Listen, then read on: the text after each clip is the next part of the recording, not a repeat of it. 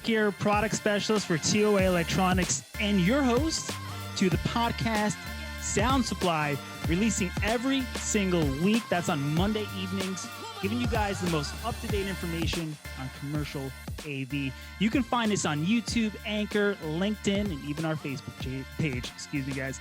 Check us out. Thank you for attending. Stay tuned. We're about to get started.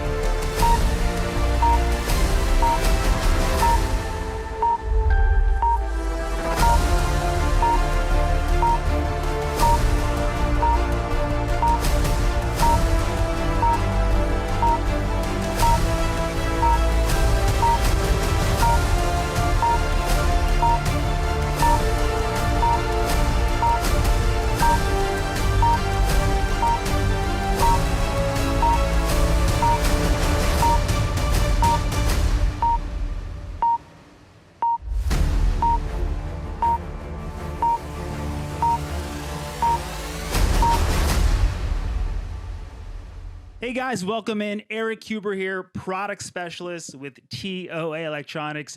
Good afternoon and welcome in. We appreciate you guys coming to this. Today, we are going to be talking about our 9000 series. That is the Swiss Army knife of our product lineup of digital matrix mixer amplifiers. All right, guys, so let me just get you on board with the format for today. We're going to hear from our panelists. We're going to have a discussion, real open discussion, and then we're going to end with a Q&A. All right, so keep those questions till the end. We'll be happy to answer them. I'm sure you guys have a lot of questions, so let's get started. We'll talk with two of our product experts on the 9000 series, and we want to make sure you guys leave, today informed and have a better understanding of our entire 9000 series and what these units are really capable of doing it, or what they're capable of doing in a variety of different scenarios. And we'll have detailed answers and technical answers to those questions and examples. All right, so the main question or questions that I want to pose here is, why digital matrix amplifiers and mixers? Why are they so special? What makes them so powerful? And I think that's the key. What makes them so flexible in multiple environments when it comes to installations, and especially in commercial audio where there's multi-zone applications and everybody's needs are different, right? So this product was designed with flexibility in mind. We're also going to discuss or talk about combining multiple products into an all-in-one. So how everything kind of comes together and how the 9000 is the true centerpiece for these installations. And then, we said it in the beginning. We said it on our ads before the webinar last week. You guys saw that post that we put up. Swiss Army knife. What is a Swiss Army knife? It's a multi-tool, right? It does more than one thing, and that's the key here. The 9000 series is capable of a variety of different tasks for multiple businesses, multiple applications. The lists are indeed endless. We always our engineers, and Jim will get into this, we always come up with a solution when it comes to the 9000 series because of its flexibility and how really powerful the unit actually is.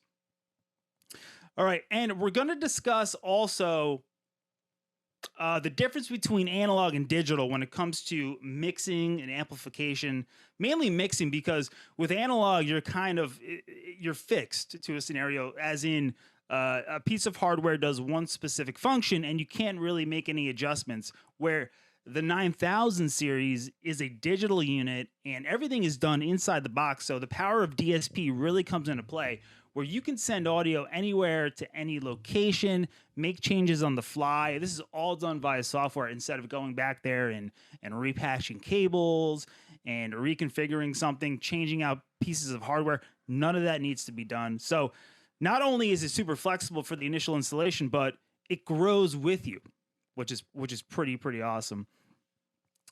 Let me introduce our two panelists, Jim McGunniess and Ian Weingold. Ian Weingold being the sales expert down in the South. Ian actually had a lot of experience with the 9000 before TOA, which is pretty amazing. Ian, he developed an application, an iOS application where you can control levels and do some mixing. Pretty neat stuff. And of course, Jim McGunniess, the legend when it comes to the 9000 series or a lot of our integration type equipment. Jim is, he has a backbone in design work. I'm sure a lot of you guys have dealt with Jim and the fantastic work he does when it comes to molding, a 9000 application for a specific, job or whatever you guys have out there and throw at him. Jim can do it. All right. So let's get this going. So the first question I want to pose, and this is going to be directed at Ian, what's the story of the evolution of the 9000 series and what problems did it solve? So, how did we develop it? Why did we develop it? What needs did it tackle that the customer wanted or required? And like the question says, what problems does it solve? So Ian, this is for you. Ian, what was the first installation you performed on or of a 9000 unit? And this could be, pre-TOA, in your integration years. And how have those installations evolved? Eric, it's a great question. The 9000 happens to be a product that I got introduced to when I worked on the integration side. And it very quickly became my personal, I would say, my go-to product for almost every sound system installation out there. And the reason for that is really based on its flexibility, right? The fact that this can be a very simple mixer with a built-in amplifier or just a mixer where I take my multiple inputs to an output and I amplify for a room, fantastic. The fact that it could also matrix, so I could add from my multiple inputs, I could have multiple outputs. That means I could now do room combining or multiple rooms with multiple channels of amplification very, very easily. I think the biggest problem solver for me, though, is the fact that the 9000s got the RS-232 control capability.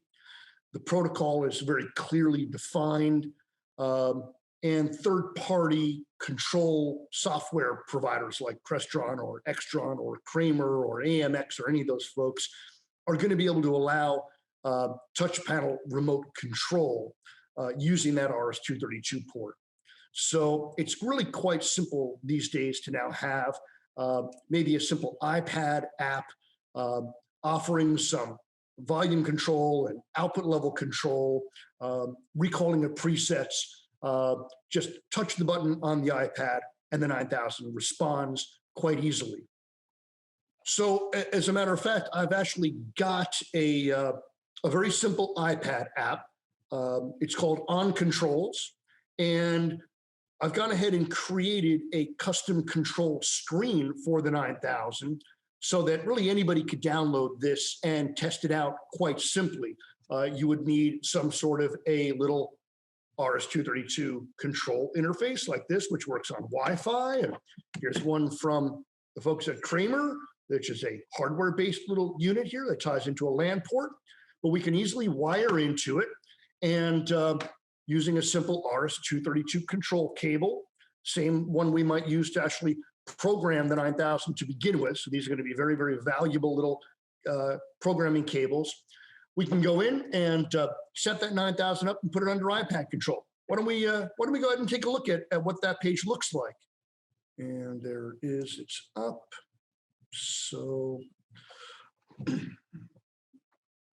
okay, so what we're looking at here is a live screenshot. You can see I'll move my output channel 2 level up and down. So these simple little faders are very simple to create. And every input, 1 through 8, is tied directly to the input of the mixer. And in this particular case, channel 1 and channel 2 are tied directly to the output channels of the mixer. And down along the right-hand side, you can see we've given the ability to very quickly access up to 8 presets. So it's really a very simple product to configure. If I was to actually come into the setup page on here, you'd see that we can assign the TOA 9000 under RS-232 control. We can assign it to a particular IP address that we're going to communicate through that little gateway and onto the RS-232 input. And then we'll have our screen here, which provides very, very simple control. Now, this can be quite a bit more sophisticated, and we've done projects where we're doing room sharing and volume control from multiple different locations and just using this as one master controller for an entire facility or a group of rooms. So this is quite useful, and if it's something that interests anybody, be sure to simply reach out to me here at TOA, and I'll be more than happy to get you set up with the app on your iPad, get you to download this particular control page for testing purposes, and you might find a lot of great applications and uses to customizing your own page for your own particular applications. Ian, thank you so much. The 9000 truly redefines the category, right? It's super flexible. Great response. And I want to roll this to Jim and get an engineering perspective. Jim, I'm going to pick your brain here, so let's go. What are the key, Jim, and this is for you, what are the key questions that separate our 9000 series from competitors? So this product basically was developed so that we can solve a multitude of problems in the field or create solutions, really. This mixer is module-based, so therefore it has many different configurations over a long period of time, from design point of view. We've put together many different systems because we have multiple input modules, we have different control modules, we have remote control modules, we have output modules. And in addition to the 9000 modules that I just mentioned, the 9000 series also can accept 900 series modules, which have been out there for 2 to 3 decades. So we've been able to take those types of modules in addition to special function modules that we have. So when we say a Swiss Army knife, we really do mean that because the configuration of the box changes for almost every application that we apply it to. So when we go into the use of this machine from a product and engineering standpoint, we say, well, what can we do? So in this case, we can use the standard ports on the back for remote control. We also have contact closures, which can be programmed to do a multitude of things for calling different memory presets, as we call them, scenes, or use them as volume controls, things of that nature. And then we also have a serial remote control, which uses a different module in the back of the machine. And that can be programmed, yet again, independent of the initial remote controls that we offered for this machine. To that, serial remote control is also available. And then we have auto adjusting modules like the AN001T. So there's a module that can sense what's going on out in a particular application and now adjust the volume up or down, depending on what you need it to do, so that you can get best performance out of the system automatically. To that, we can integrate to a lot of other different systems, such as telephone. We offer a ZP module, so we can take a standard analog POTS line, pull that in, and now you can do paging over 8 zones. We can also take in some of the 900 series modules, such as the SP11N, which is our SIP module. And now we can integrate into many different SIP systems that are out there in the market. We are an endpoint, considered an endpoint in the system. So you would dial the extension for that particular SIP device, and now you can page out of a multitude of zones on the system, depending, of course, how it's programmed. So those are some key features that we use. But again, we have other features that we can use for this product. We've come out with a 900 series wireless mic module that you can install in the back. Now you don't have to have a separate box. It can all plug in, and we offer a number of different microphones, whether they be body pack, handheld, cardioid style, electret, type of condenser microphones, that type of thing. So really, the box can do many, many different things depending on the way it's configured. So that's why we do call it the Swiss Army knife of mixers, because compared to a lot of the competition out there, whereas you get a box and here are the features and that's it, this particular box can be customized to do a lot of different things in certain ways. So you don't have to have 8 inputs that you're going to buy and then only use 2 of them. You can buy only 2 inputs and then use those slots for other things that you might find more useful in a particular application. Jim, thank you so much. Awesome response as always. All right, Jim, wait a minute. Here we go. This just popped up. We have a question. Somebody jumped the gun. No problem. What is the typical timeline for design or installation? That's actually a great question, because Ian, we're going to roll it right over to you. And this also slides right into how adaptable and how flexible that is, because keep in mind, those 2 keys are going to be huge when it comes to using the 9000 and developing an installation. All right, Ian, let's talk about let's talk about the timeline per se for a typical design and installation and the process that we use with our 9000 series. So yeah, following up on that, I think that it's definitely important to take some time and really think through what your project requirements are going to be, especially if you're going to be looking at maybe a facility where we really are getting into room combining. We want to know exactly what sources are being assigned to, for instance, a particular room versus what sources might be involved with, a larger space. And I'll give you a quick idea. We did a media center for a small private Catholic school here in Fort Lauderdale, going back a number of years ago. The system is still in operation today.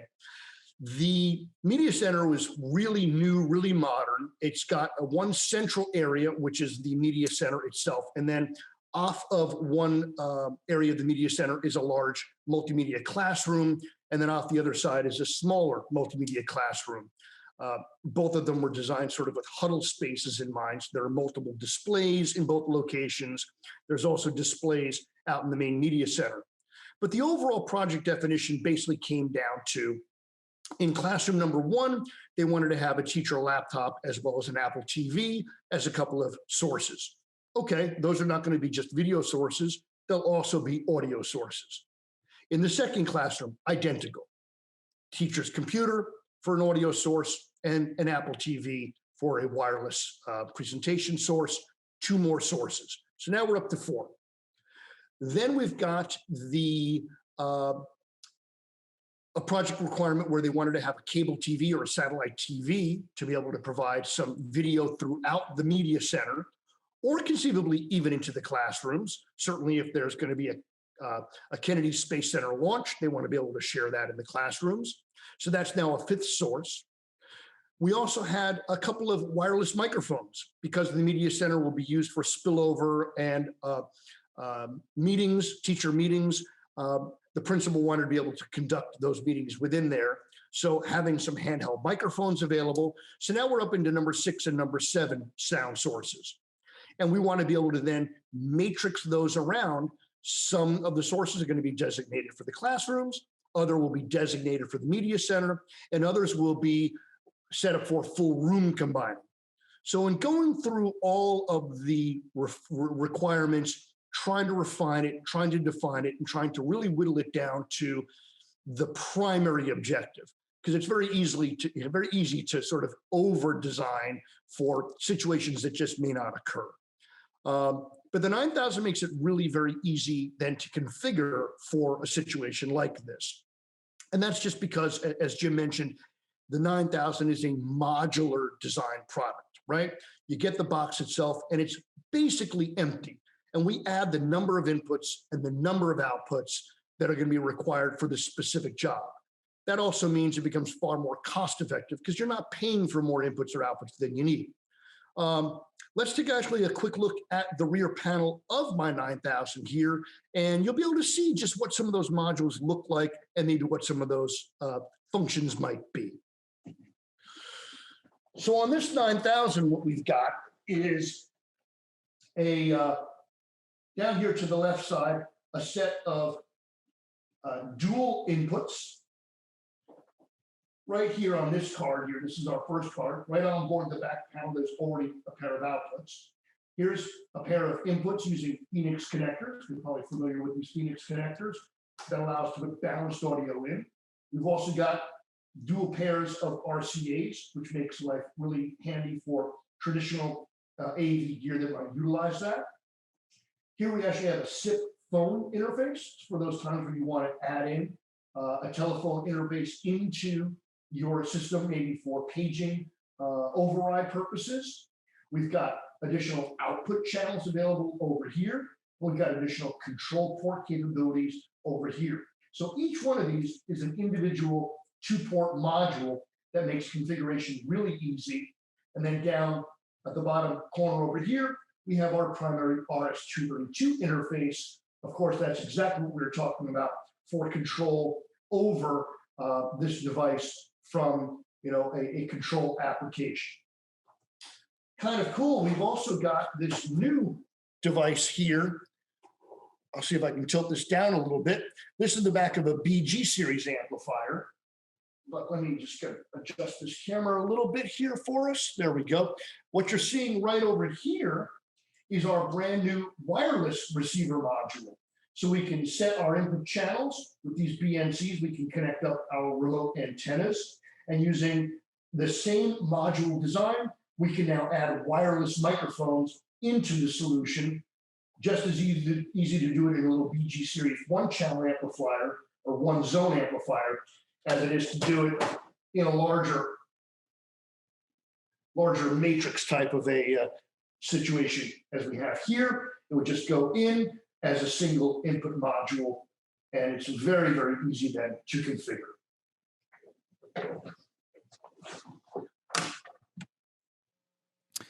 Ian, thank you so much. Awesome. Great information. A lot of that information people don't know, and that gives them a sense of understanding on how we go from point A to point B, and we get that information. We deliver to the customer so they can then deliver it to their customer and potentially nail that project. All right, so some key considerations here that you guys want to keep in mind are, here at TOA, we always stress the importance of clear, audible sound, reliable functionality in terms of, how, and I hear this all the time from our customers is our units are, they just go. They just last a very long time.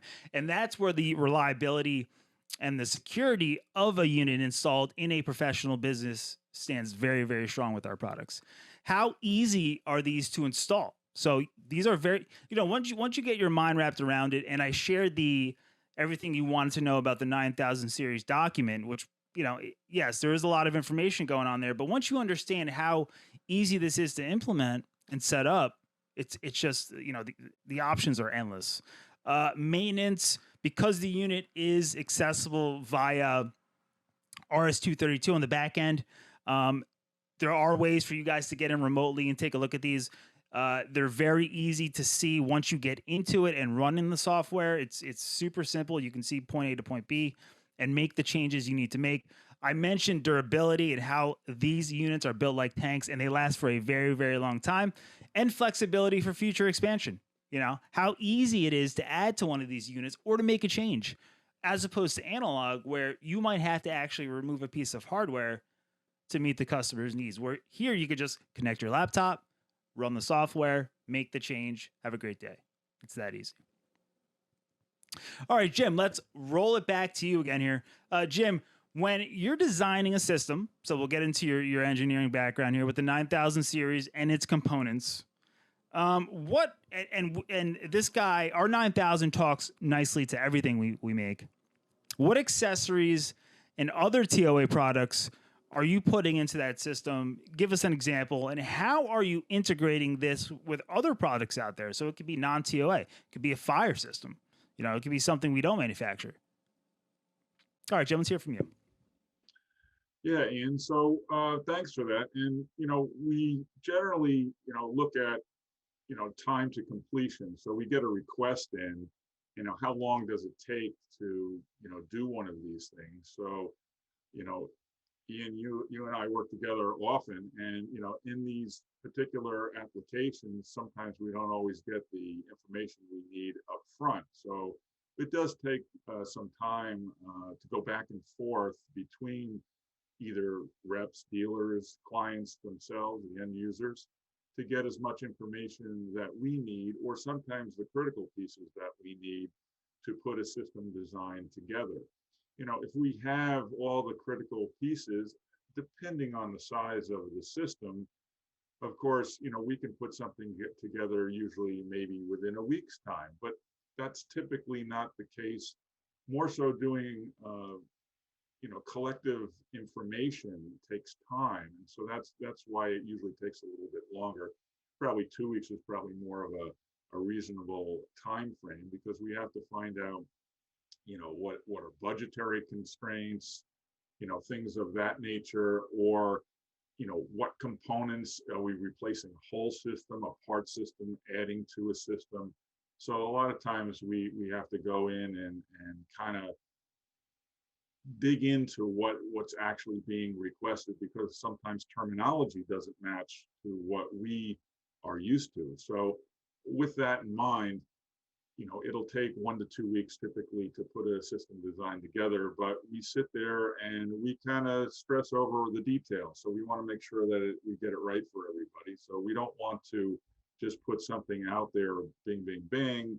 We want to make sure that we get it right. And so that, possibly that the system can be expanded on for the future, because in some cases, system designs have to figure into, all right, we're only putting together 2-zone system at the minute. Do they want to consider more zones for the future? Maybe they want some audio that goes outside of the building. So there are different applications under these requests that we get in for design. And we do this as a gratis to our customers.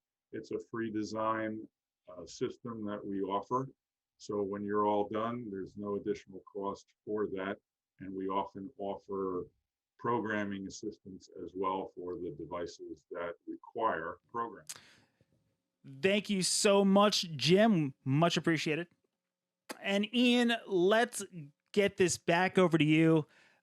Ian, can you walk us through a system example that you've done before, going back to your integration days, or maybe something current? Because I know you're also heavily involved in that whole process and making sure a system is the right fit for that customer, which is fantastic. In particular, walk us through a recent project with this product, and why is, because every time I hear the 9000, Ian, I always think of you or Jim, and this is why we have you guys on today. Ian, your past experiences, the application you developed. Ian, why is this one of your favorite products at TOA?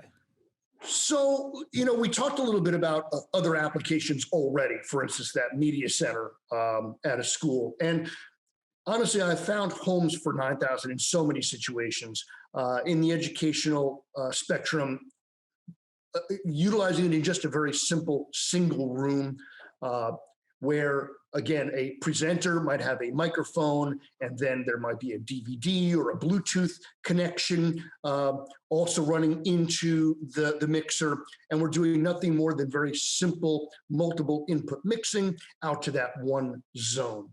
The primary key for me in choosing a 9,000 in that situation is the fact that, once again, I can put it under RS-232 and have a touch panel in the wall or on a desk somewhere to then actually provide all the room control, turn on and off the projectors, turn on and off the displays, volume up and down my various inputs, and do that all from one central location. So having a product that quickly and easily is controllable in these situations, to me, is extremely important.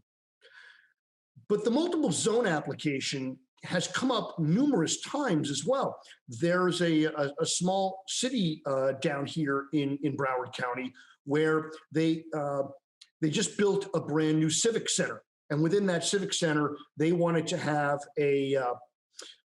there was a workout room, there was an aerobics room, there were some teaching classrooms. Of course, there were some hallways, and they wanted to basically have different audio functions going on in every room. Now, one way to go about doing that, of course, is to have individual mixer amplifiers designated for each room. In the case of the classrooms, there were 3 classrooms in this little civic center. They also wanted to be able to do some room combining. They also wanted to be able to have everything controlled from within the individual rooms. So we now get into a situation where, all right, touch panel controls is going to be important and room combining is going to be important. The 9,000 becomes the perfect solution there. I've got background music simply playing in the workout room. I've got a local auxiliary input available for the aerobics room, so that instructor can come in, plug in her Android or iPhone into the wall and play back whatever samba, electronic, aerobic music they want to have in there, while also having maybe a little head-worn microphone as well, a couple more channels designated for that room.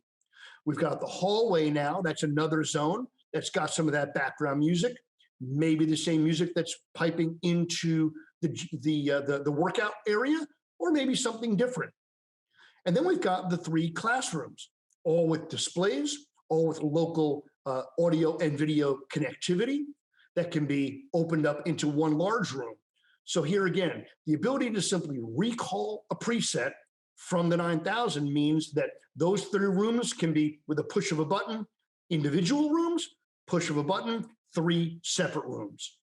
So the flexibility of the 9,000 there means that within rack space about this big, maybe with some of our DA250 amplifiers, just a couple of more rack units, in a very, very small area in the telecom room where we staged all the equipment, we were able to control the entire facility with one product. Very cost effective, very user friendly. And to be quite honest, the other guys that tried to put together those solutions, their solutions were 2, if not 3 times the price as the design I put together. And the key reason that mine was so much more cost effective was the 9,000. Ian, thank you so much. As always, much appreciated. All right, guys, let's summarize what Jim and Ian just discussed and what we talked about this entire time. You know, the 9,000, we can go on and on. We want to make sure we get you guys the core information. And as always, if you guys have any questions, let us know. But the unit is so powerful, so flexible, and can meet so many needs that the options are literally truly endless as to how awesome this unit is. It's a powerhouse. I love it. Everybody loves it. And when you have that drive behind a product like this unit, it's truly fantastic because, we believe in it. You guys believe in it. Your customers believe in it. And the list goes on and on. and we see the results out there. These units operate flawlessly out there. And when we get those requests, those system design requests, and when somebody gives us an example of an application that they're setting up, and multi-mixing, multi-zoning, we know, even if it's way above and beyond, we know that we could probably do it with the 9000 series, and most likely we can, which is just an awesome thing. So guys, the main benefits here: flexibility, powerful DSP activated. You can do anything in the digital world. I think in my takeaway from the 9000 series, besides being how flexible it is, and this actually drives into flexibility, is the DSP, the power of the DSP on board, and how easy it is to make a change to meet the needs of the customer. So if the customer wants to change something, if their business is growing, it's so simple to make that change. You might not even have to grab another piece of hardware, like another module, which we have. If you do need something, we do have it for you guys.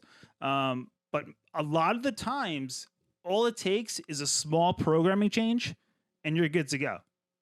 It'll fix it.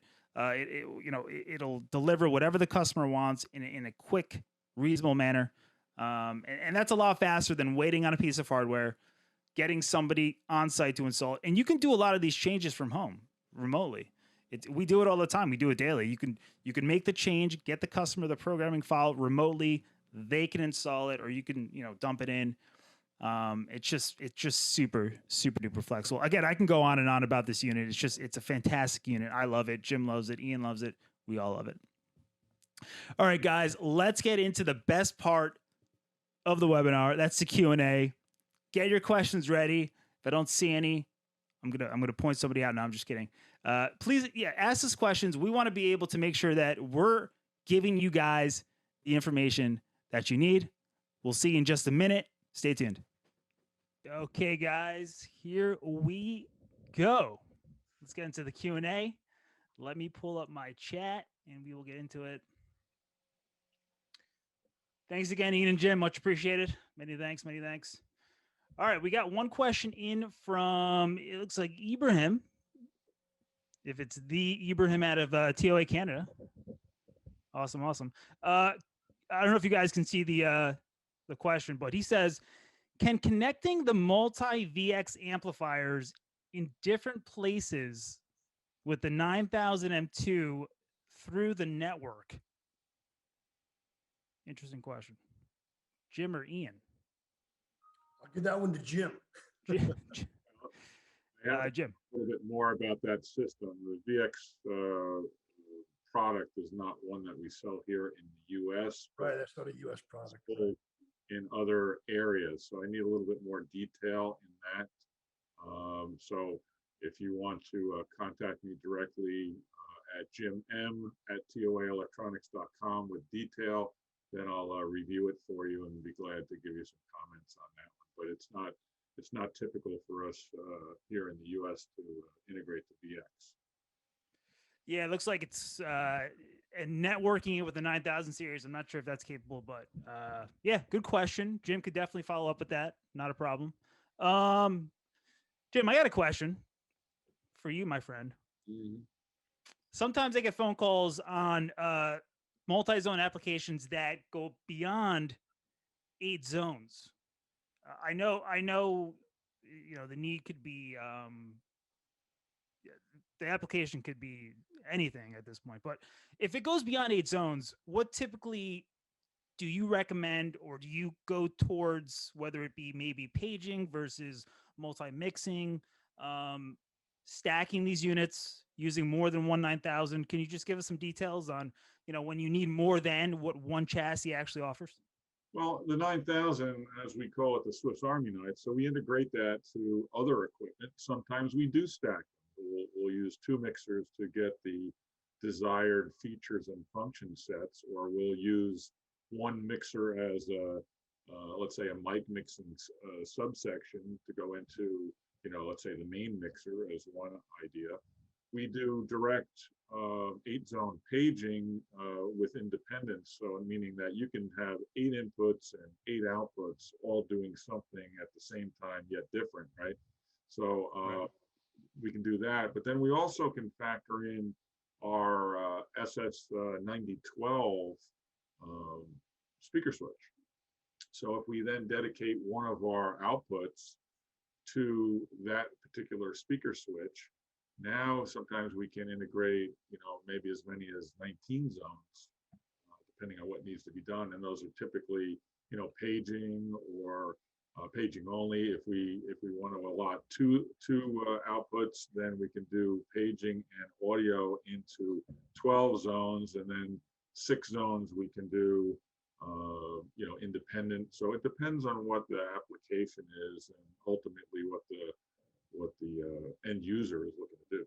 Right. Yeah. The speaker selector is an interesting piece, and we have a couple diagrams up on our website that give you wiring examples of how to integrate one of these guys for multi-zone paging. It's very handy. It's a little tricky to get a hold of, but it is up there. I think we have an example with the 9012, if I'm not mistaken, Jim.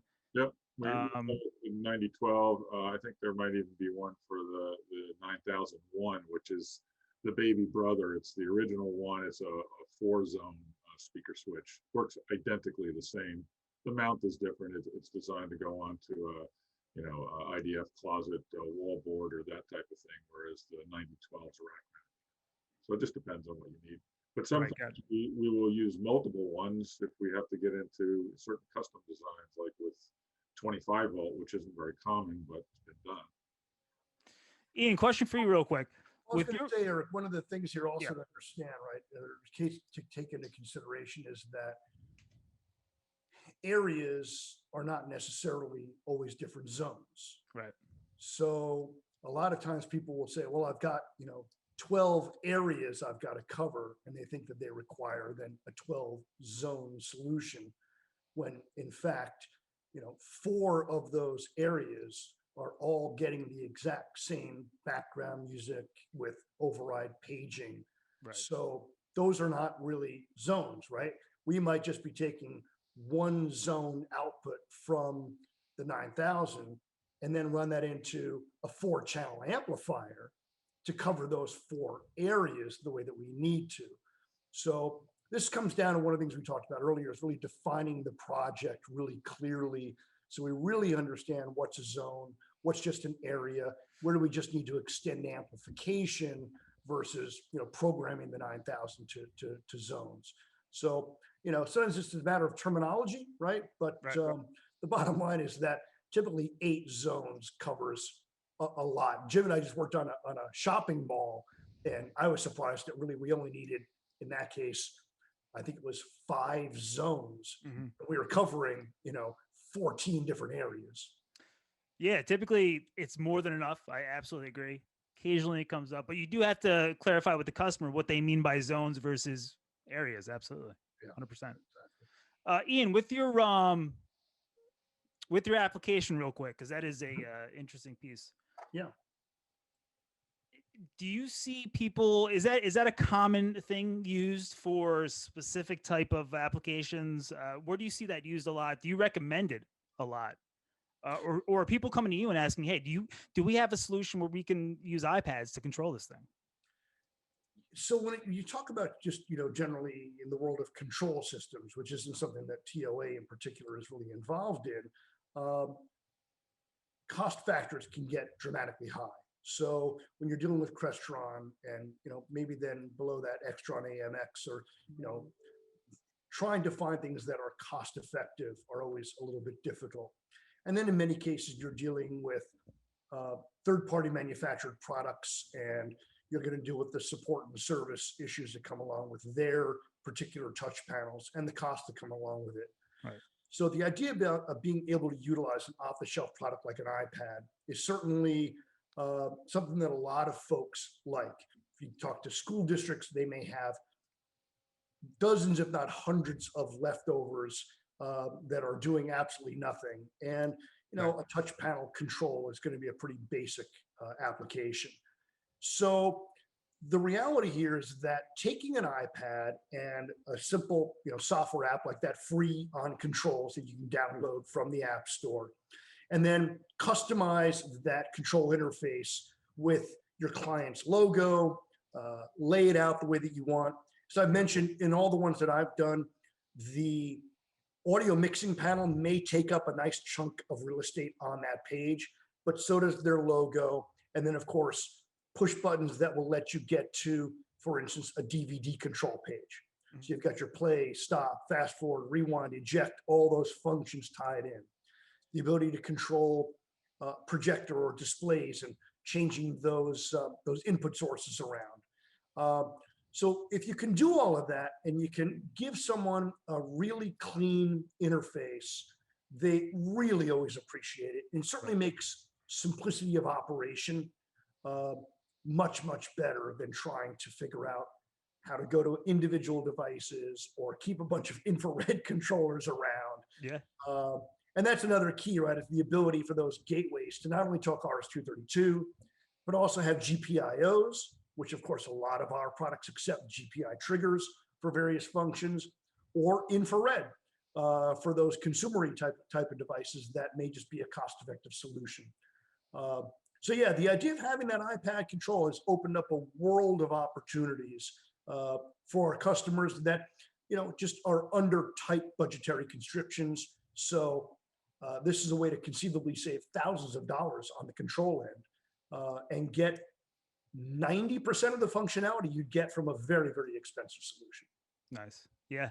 And it's picking up something that they use every single day, like an iPad, to have full control over that system and not be intimidated, go in there, make the change, boom. It's a great solution. Yeah. Thank you, Ian. We have another question in here. Great, guys. If you have any more questions, please fire up. David Wilkins says, will there ever be a way to see actual audio levels in real time with the 9000 software? I'm not exactly sure I understand the question totally. Certainly, you can see audio levels in real time on the front panel VU meters. Right. But I think he's talking about being able to actually read back the real-time audio levels through the programming software. Yes. So is that in what real time there? Because the programming software is really used for setup to initialize the product, save those settings. You really aren't operating within a 9000 software environment. Right. And Jim can piggyback on this. When you're in the 9000 software, it's not real time. You're making a change, and then you're pushing out the information or the change to the system. Our new A800 series does have, and Jim or Ian, correct me if I'm wrong, but there is a way to see the master bus, I believe, in real time over the network through the GUI. Jim? Yeah, the 800 has that capability now. Yes. But the 9000 is a static control because it's designed from a setting point of view, not from an operations point of view. Our next model mixer, the D901, also 232 controllable, but that one, as I call it, is chatty Cathy on that one, because that one is live. So when you make changes, that one is immediate. So there's no loading or unloading, that type of thing. The only thing you do is you sync the software to the unit when you first start it up, and it's good to go. And if you make changes, just save your set before you leave the session. You're done. But that's all live on that one. Right. Static. And of course, the 901, is sort of, I look at that as just an enhancement to the 9000. It has a lot of similar functionality, a lot of similar control parameters. But of course, you can expand to a nice controlled surface with it. And it does have that more traditional mixer feel to it. Right. Yeah, we have a surface controller for it, so it's a nice addition. But a lot of the options carry over, right? The ZM interface, along with all the remotes, can operate. So that 901 has a lot of power to it. That's probably something we should do another webinar on. Right. We could do that and go over the controls. There's a lot of similarities. The remote controls are more of a build your own custom on that one. But as far as how the dry contacts and that work are kind of similar. Yeah, so we are, David, we are getting to that point. We know real-time visualization, especially when it comes to maintenance or setup, is crucial, especially when you're trying to diagnose an issue. So the 800D series, which we just released, if you guys are not familiar with it, great product, updated GUI, visually more familiar with the Lanubio series, which also might be in real time, Jim? It is. Yeah. So, well, again, that's one of those interesting things, right? Real-time monitoring, but when you make a change, you have to apply the change. So the changes are not real time. Yeah, you still do. You still do. Right. Correct. And I had to get used to that too, David, because I came from pro audio where the stuff that I'm used to dealing with is all in real time. You're making adjustments because that's what, you're playing with things. That's what you're doing. Commercial audio, you're making a change. You're leaving it as is. You don't want it played with. But when it comes to maintenance, and that's what we stressed with the 800D series, you want to be able to see the signal path from point A to point B so you can, diagnose the issue, make the change. So we're going in that direction of that real-time feedback. So we can, so you guys can make the changes you need to make so we can understand that the issues out there. So we are getting there. But great question. Awesome question. And I think you've probably seen even on some of the pro audio gear, Eric, you're making immediate changes to things on the fly. That's very true. But then again, there's a bunch of parameters that you may want to be able to recall at a later date. And you've got to go through the process of manually saving those settings. It just doesn't happen automatically.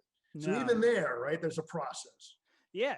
And that's where digital, mixing comes in, with presets and things like that. That industry's changed completely, as opposed to like an analog mixer where you have to remember where certain things are. That's exactly right. Yeah. You got to remember, if you don't, you break the whole system down and then you go to set it back up, you think, oh, I never pressed save, right? Yeah. So good point, actually. Talking about presets, the 9000 series works with scenes, which are presets. It's just the terminology that we use. And Jim, I'll throw this in your direction. A common question I get, and there's a limitation on the remotes, is source select. So for example, like on a commercial, a pro audio piece you would have in your home, like a receiver where you select what input you want to use. Right. Jim, you can't do that, right? On a 9000, it was originally set up as the buttons were more from a scene call point of view. So you're calling a whole set. It wasn't really designed for, pick a particular channel and then adjust it. Right. So it depends on what we're trying to do. There are certain things that we do where we'll do live adjustment to certain channels depending on what systems that we have. Now, if you take the ZM 9000 series remotes, those are the 9011 through the 9014. If you apply that to another sister model called an M864D, they added that functionality where you can pick a source, based on program, and then turn the volume knob. So that was added using the same remotes, but that's on a different thing. Right. And my point there is that it can be solved with presets and scenes by using the matrix. An application. Yeah. Right. Exactly. So there's the 9000, the Swiss Army knife. We can do a lot with it. Right. So because, you might not visually get the response that you're looking for when you're out there in the field, call Jim, the legend, and he'll get you an answer. Absolutely. All right, guys, I think that is it. Great questions. Thank you, Ibrahim and David. We really, really, really appreciate it. Thank you, Ian and Jim. Thanks for being here, guys. As always, much appreciated.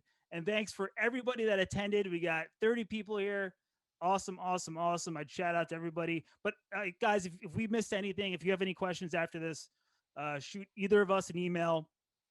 Remember, every Wednesday at the end of the month, we're doing a webinar. We don't have a topic for next month, but if you're interested in a new topic, let us know. We'll throw it by Shauna, our marketing manager, and we'll see if we can get that taken care of. So, all right, guys. Second to last Wednesday, by the way. Second to last Wednesday. We bumped it back a date or up a date. Also, podcast every single Monday on a variety of topics. We talk life, we talk audio, whatever that is. That is via Facebook, YouTube, Instagram. Oh, we're coming out with Instagram Reels. If you guys are not familiar with those, be on the lookout. You're going to see new ones coming up. So we are working hard behind the scenes. I don't want to keep you guys any longer. We've reached the hour. Thanks again so much for tuning in. We'll see you guys next month or this coming Monday for the podcast. Take care. Be safe, everybody. Jim and Ian, thanks again. Much appreciated. Bye, everybody. Thanks. All right, guys. Have a great Wednesday. Take care.